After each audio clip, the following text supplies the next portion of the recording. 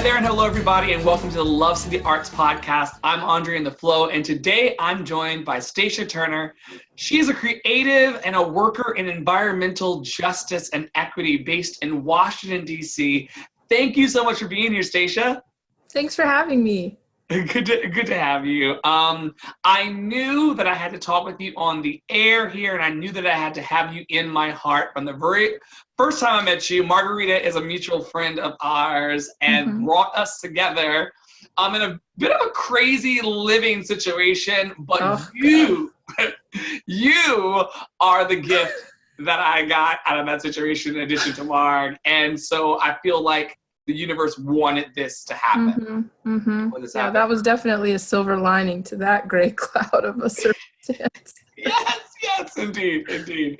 So tell me about your gifts and what you're giving to the world, particularly in the area of environmental justice. Sure. So I have been an environmental enthusiast, I guess, since high school. One of my best friends and I started a club called Community Care Committee, where we would basically do cleanup projects. We created recycling bins throughout our school and painted them like with cool, colorful murals so that people would like pay attention. And I think my personality, my being, I'm very grounded in nature and nature space. And as I began to study environmentalism, I saw that there was a discord in who was welcomed and present in those spaces.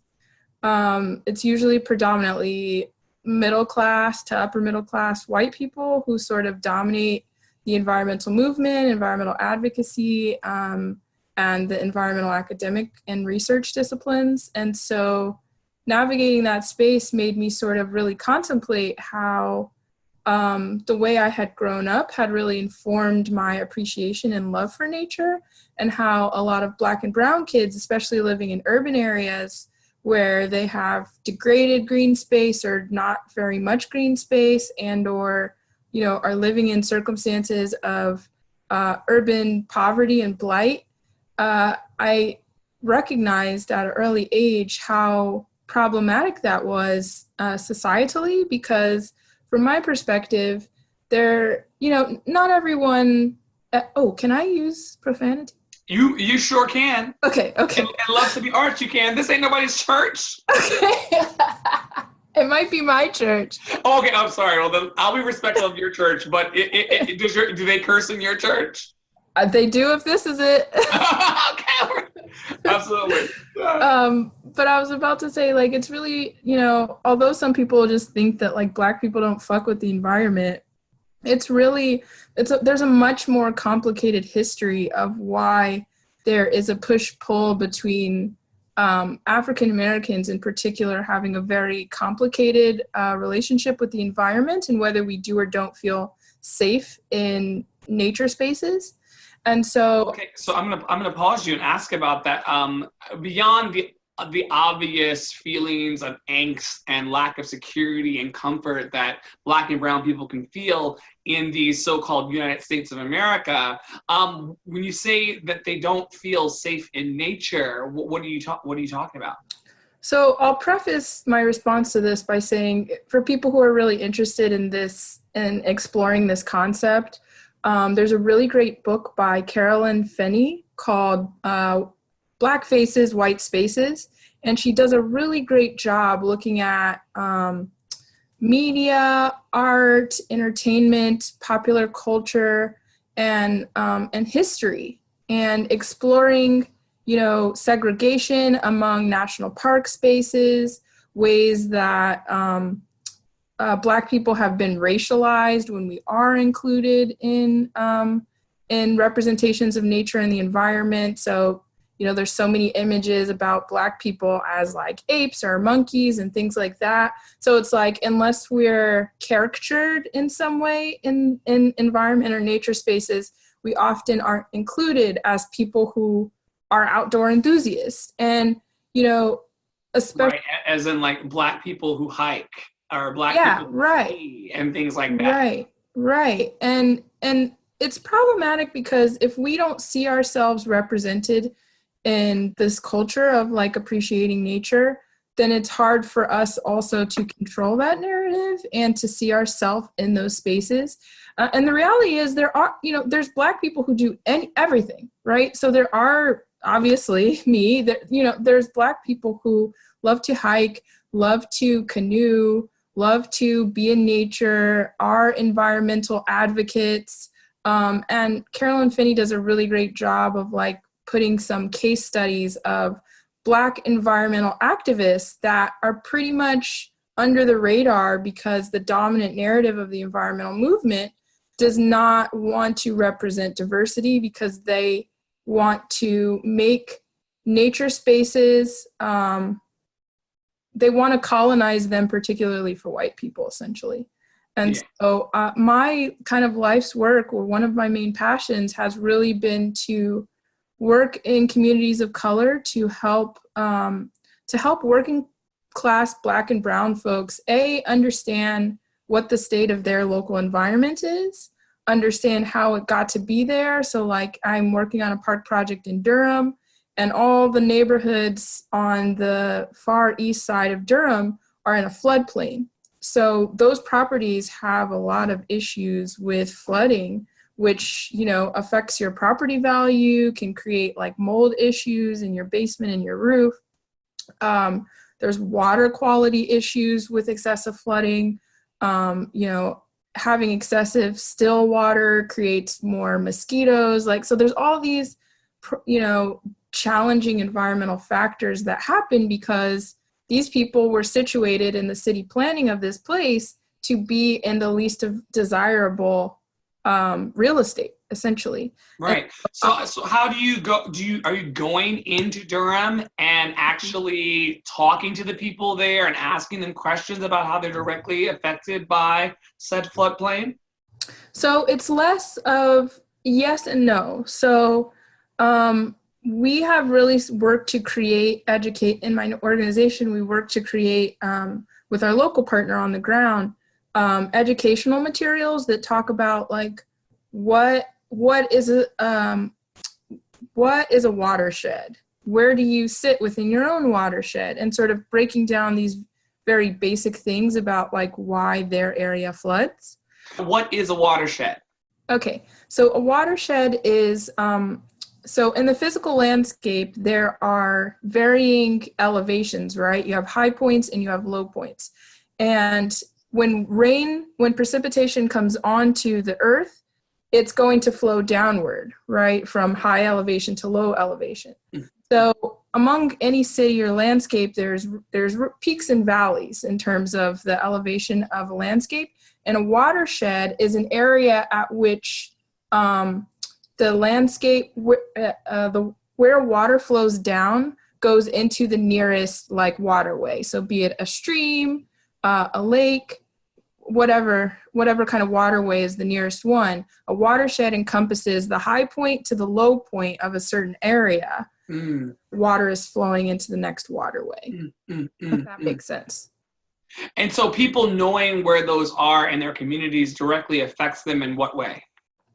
It affects them by understanding, whether they're at the top or the bottom of it. So if you're at the top, you're going to be the least likely to be exposed to environmental pollution because you're at the highest point, right? So when water flows down, it's picking up all the oil from cars, all of any chemicals that people put on the street, fertilizers from people's lawns. So the farther down on the watershed you are, the more contaminated the water that's around you can be.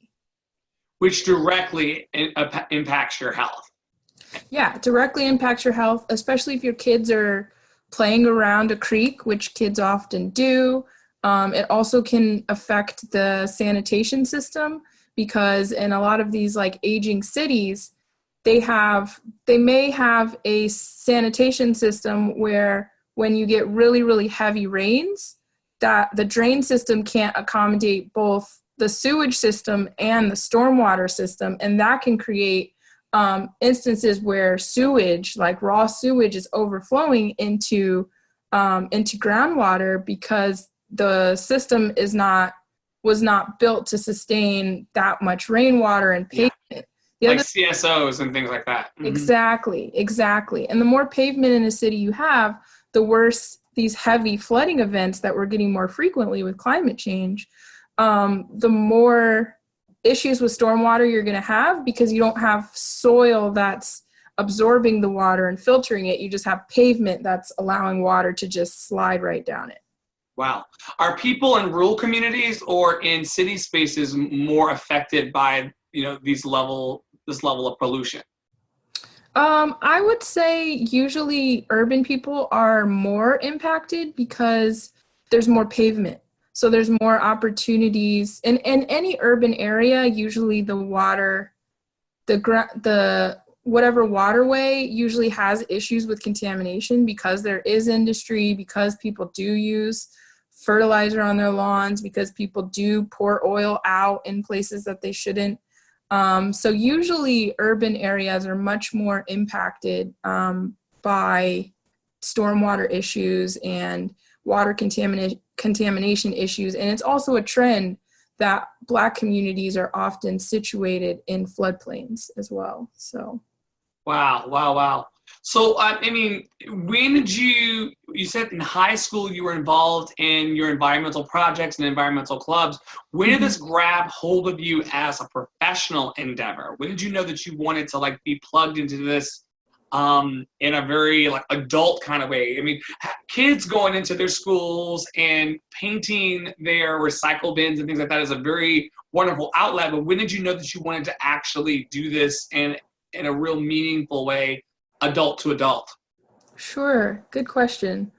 So I think early on in my undergraduate career, I knew that I wanted to be doing something related to environmental advocacy, environmental science research. But I was I really only had a vague idea of what that would mean professionally, because traditionally the environmental field has been very heavy on physical sciences, so like ecology and natural history and forestry and those sorts of things, and agriculture. And not that I'm not interested in those things, but I was really captivated by the social science, social cultural aspects of how do we engage with the environment? How does the environment engage with us? How do we incorporate more organic designs in the way we're building our cities and our societies? And how can I teach the average working class person how they can make behavior changes that will impact the larger good of having a healthy and clean environment? So I would say so I finished undergrad and I was sort of I don't know what I'm going to do. There's some of these canvassing organizations, but those don't necessarily seem the most legitimate all the time. And, not while I did do that job. I was a canvasser for an environmental org when I was in undergrad, but I wanted to do something larger than that. And I wasn't quite sure what. And I had one teacher who was like, "Are you going to grad school?"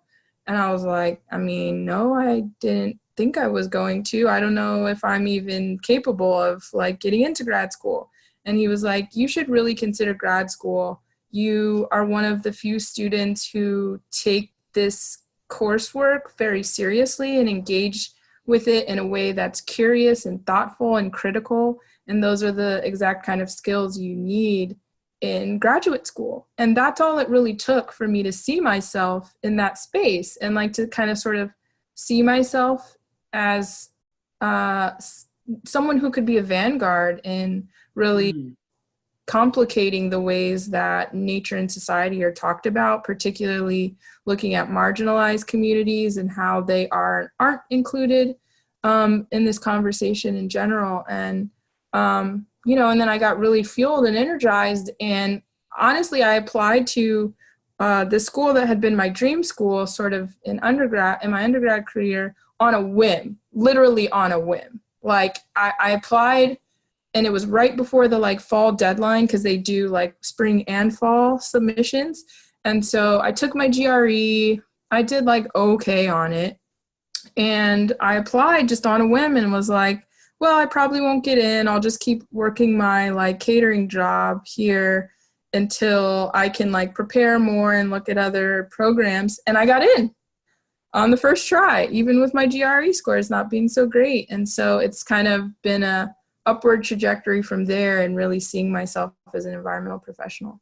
I love it. I love it. I want to back up briefly and talk about the power of being seen and the power of having someone believe in you. And I think that that's something that's discredited by so many people. The fact that this, I'm not sure if it was a professor or not. Did you say it was? Yep. Okay. The fact that this professor said, wow, you've got gifts here and you're really passionate about this and you have a way of viewing the world that's different than your peers.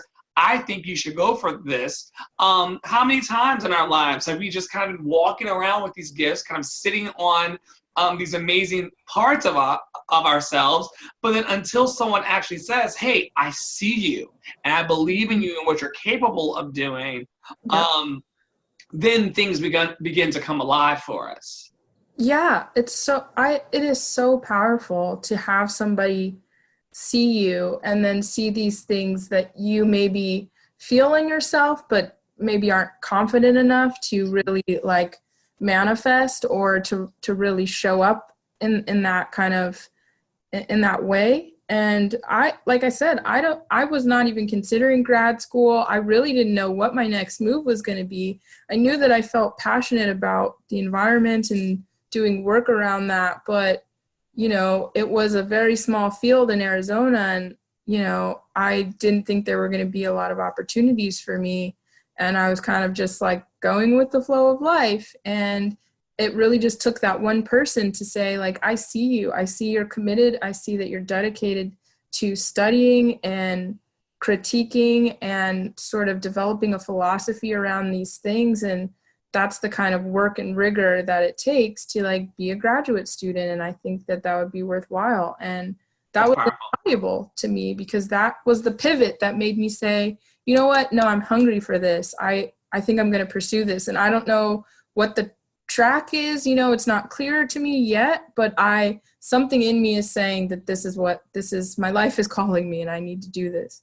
Yeah, and you owed it to yourself to listen to that voice, listen to that voice and listen to that curiosity, you know, that said, I think I may be onto something. Yeah. Tell me about the intersection between your environmental justice work and creativity. Like, is there a space where the Venn diagram of life overlaps and you're like, oh, wow, I'm able to be a justice worker, but also a creative person as well? That is a really great question. And it's something that I think I'm really stepping into like this year in particular. So I write poetry, I write essays, and a lot of the essays that I write focus on sort of the intersections of social equity, social organizing and community, and then looking at problematizing major discourses in the environmental movement and how they. Okay, so you're gonna have to break it down for me and the listeners. You said problematizing. Problematizing, which means to complicate the simple narrative of how environmental problems are talked about.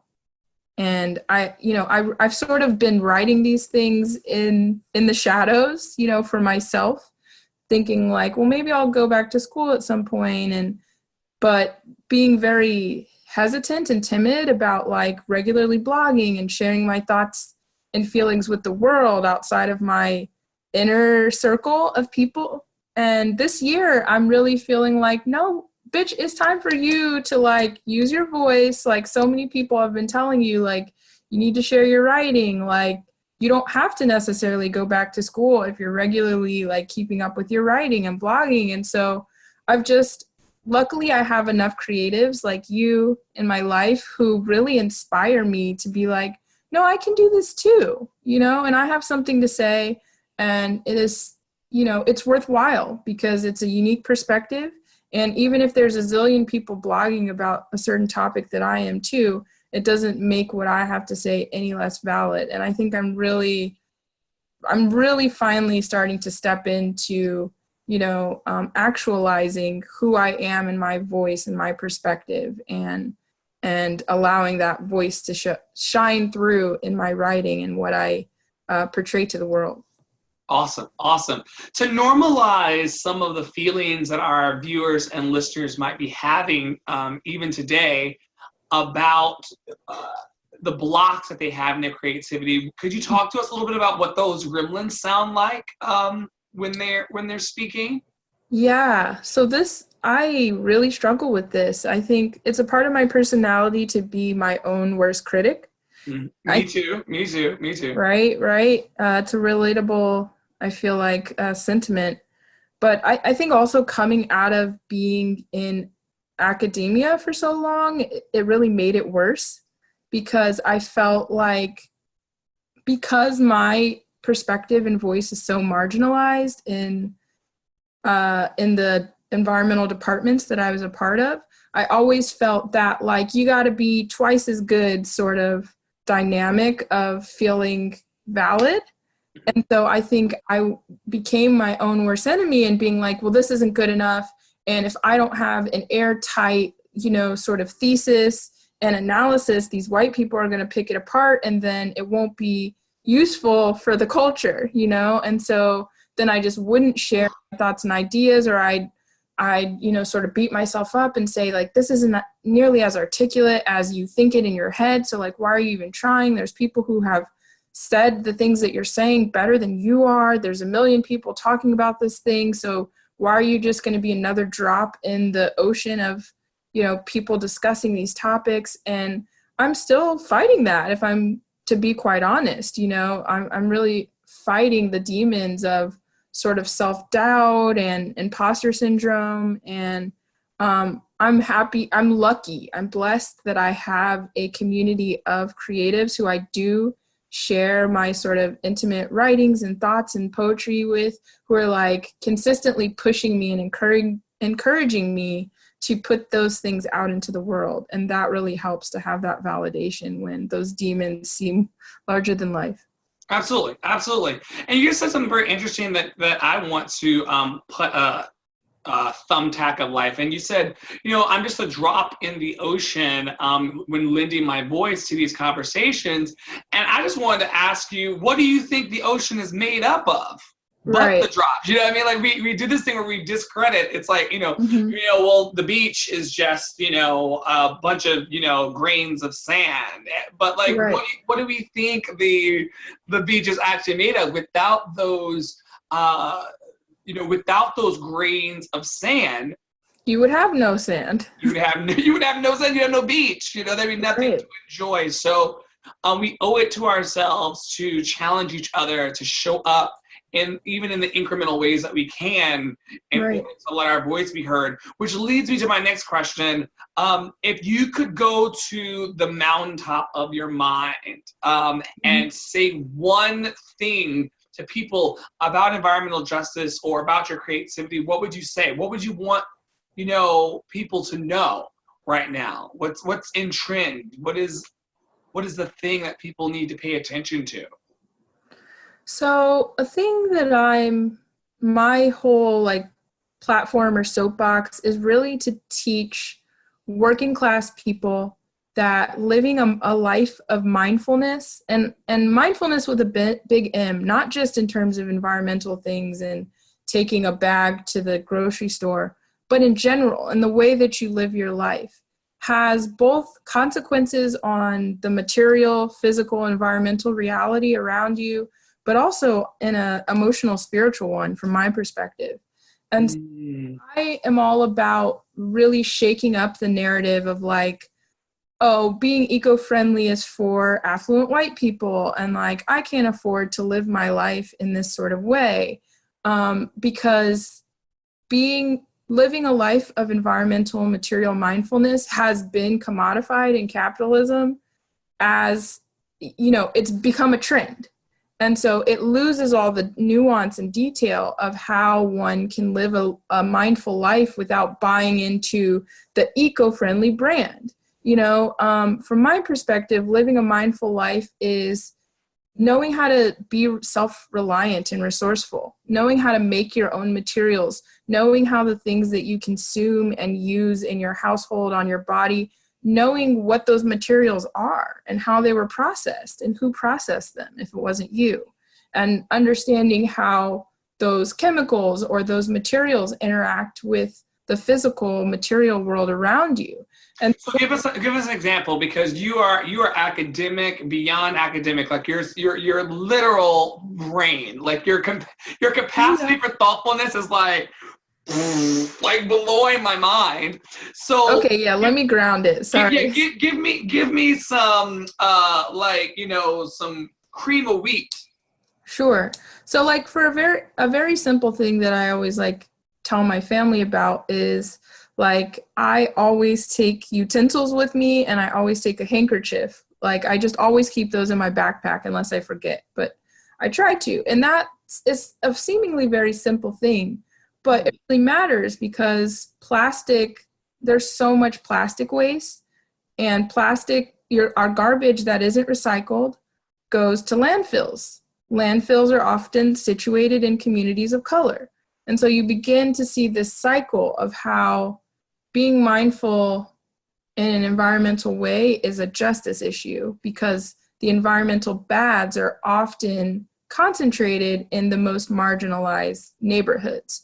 And so it's the most important for people who are marginalized people and or live in marginalized communities to live in a system of mindfulness and to understand cycles and how the things we use and consume are part of that cycle. So, so to distill this down a little even further, if I'm going to my neighborhood Chinese restaurant, getting my beef and broccoli or whatever I'm having in that moment, and then I am taking the plastic spoon and fork and knife that they're offering, that they're just throwing into the bag, whether I want it or not, I start telling them like, no, I don't need it. I'm good. I've got, utensils at the house, as most of us do.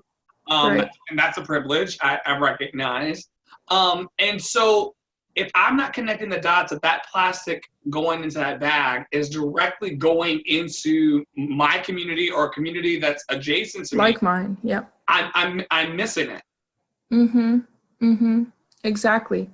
The other side of that coin too is that because we lived in such a capitalist industrial country, we're really separated from the actual value of material, right? So if you're living in like sub-Saharan Africa, I hear, for example, like street food in the city there, it's always just wrapped up in newspaper or magazine pages, because paper is such a precious commodity there. They don't have the scale of industrialization where they can just like churn things out and then ascribe it to a very cheap price that doesn't actually value the energy and the material that went into making that thing. So we're very divorced from understanding like what was the actual energy and labor that it took to make this plastic utensil. And like, maybe if I understood that more, if I was connected to what it meant to be using and plastic's made out of oil, and we all know that oil is finite, so it's always. See, now I'm telling on myself. Plastic's made from oil? It's processed oils, yep. What makes it hard? They have industrial processes of like, pressing and doing like chemical processing to make it into like a solid material. Wow, I didn't know that. Yep. So it takes effort, like a huge amount of effort, to turn it from oil into that plastic fork and knife that we're eating with. And then, of course, that energy then translates, and then the oil itself is what you're saying, it translates into a loss of a resource to the planet. Yep, exactly. And so I want people to get excited, especially Black and brown people, to sort of get excited about like, excluding themselves from getting caught up in this whole trajectory of like using things in a disposable way. I want it to become sexy to be like, no, I'm like, I care about the material world, and I understand the connections of how this affects my community or communities like mine, and I'm going to value the materials that I have in a way where I'm really thinking about what I use and how that goes back into the cycles of the environment. I want that to be cool and sexy, and not in a way just because, like, you know, you bought a Nalgene that was $40 and you feel really cool about it, but Right. Have you challenged the people in your life and your friends? Because I feel personally challenged in this conversation to make sure that I have a fork, knife, spoon, and and a reusable kerchief with me everywhere I go. Why would I not? Mm-hmm, mm-hmm. So, and this is another point of contention for me that I really don't like about, I feel it way more in the like white environmental movement than I do other environmental spaces. But in general, there can be this kind of self-righteousness, right? About like, well, I'm more environmentally friendly than you, and like, how dare you use a styrofoam plate?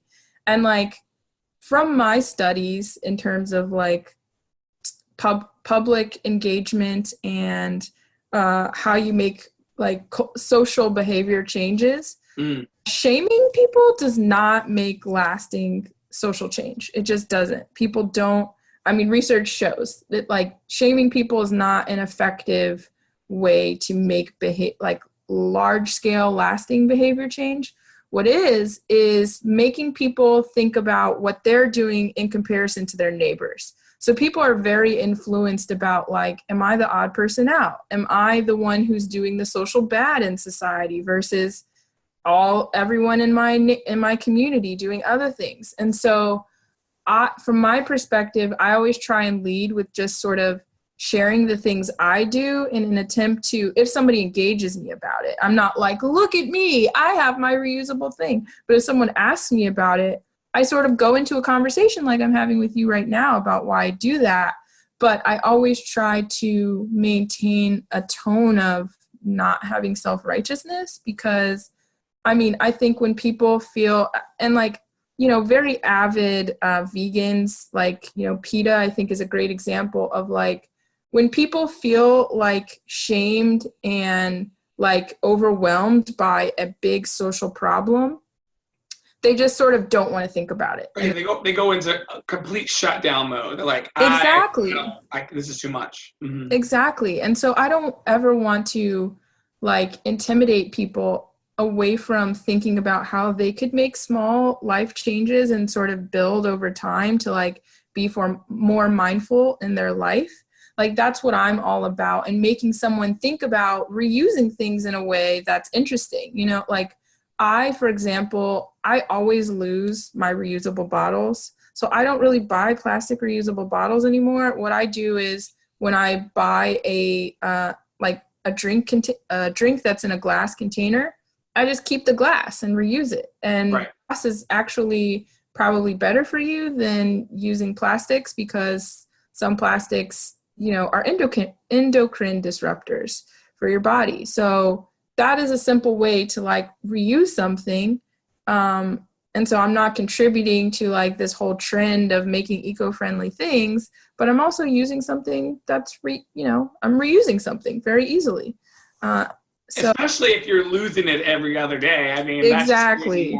That's waste as well. Not sustainable. Yeah, at all. So here, I'm going to put you in the hot seat. Okay. When can people find and look for your writing as it relates to environmental justice? Like, when are we going to see your published essays on the web? So within this month, I have 2 that I'm working on.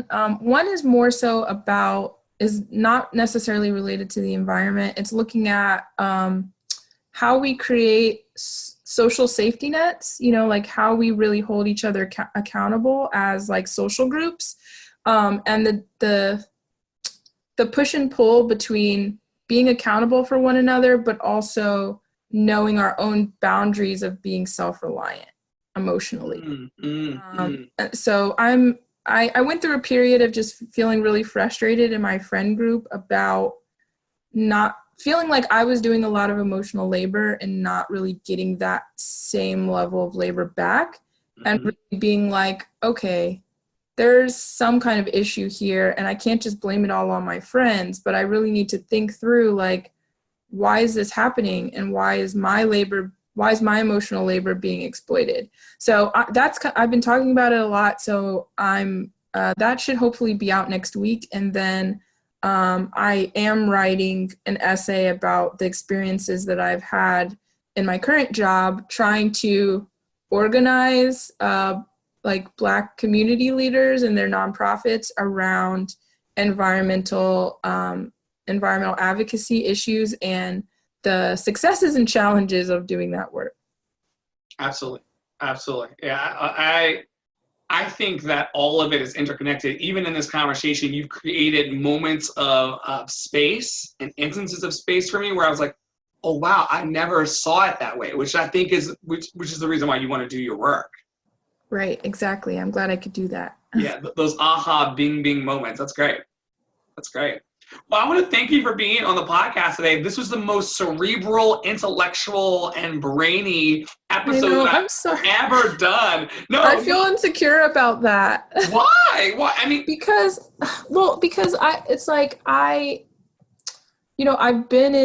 I've gone to graduate school, right? But like at the end of the day, I always want my understanding to be shared with, the average Joe, or Jake. I think that's your gift, though. I think your gift is that you think in these lofty academia laced spaces, but you're also super relatable, Stacia. So like it's one of those things where you're able to kind of bridge the gap for, watersheds and food deserts and all of these different things. Like if you don't have someone burying the water and bringing it from the mountain down to us, so like, just kick a metaphor even further down the road.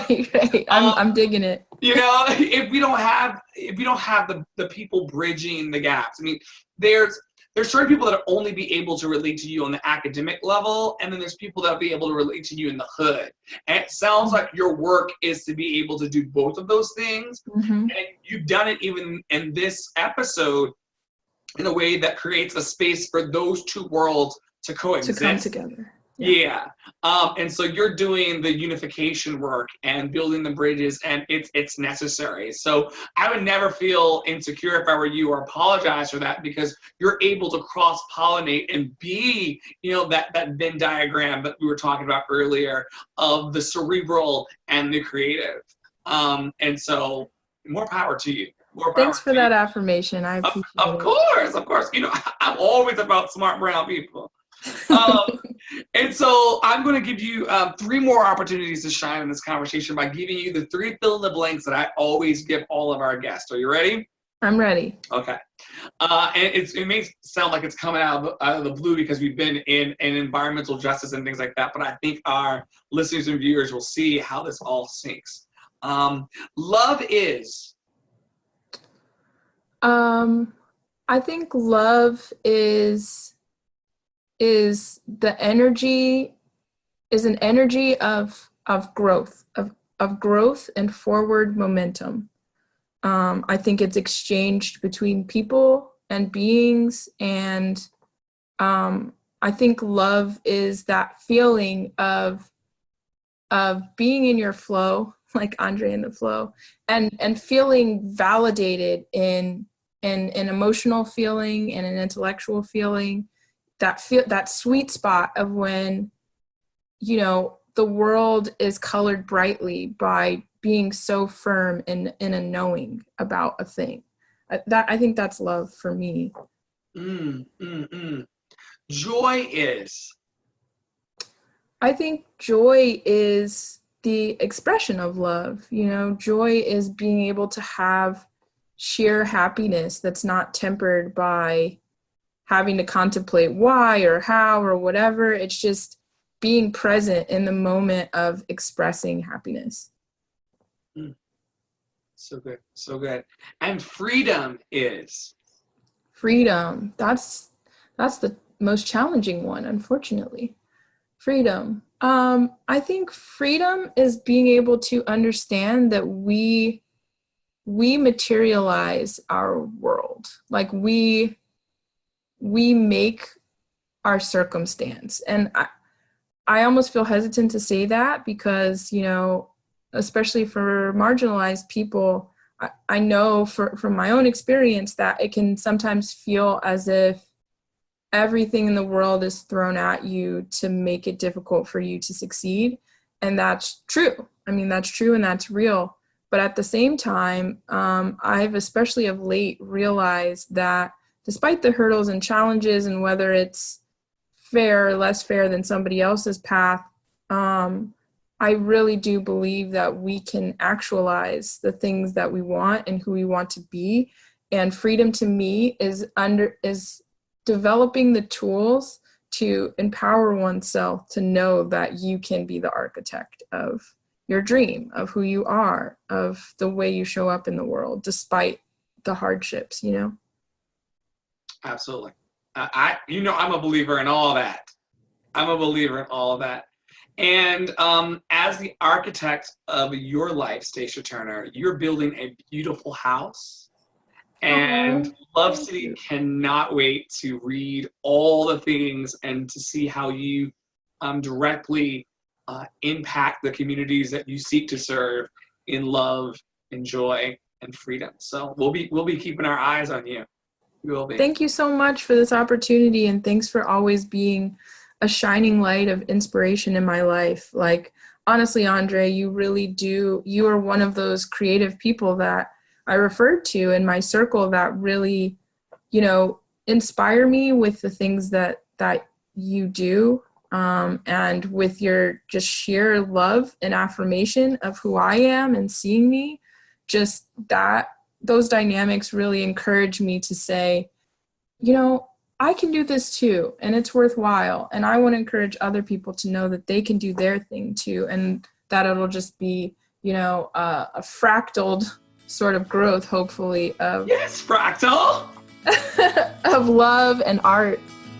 I'm here for it. I love you too. Thank you so much.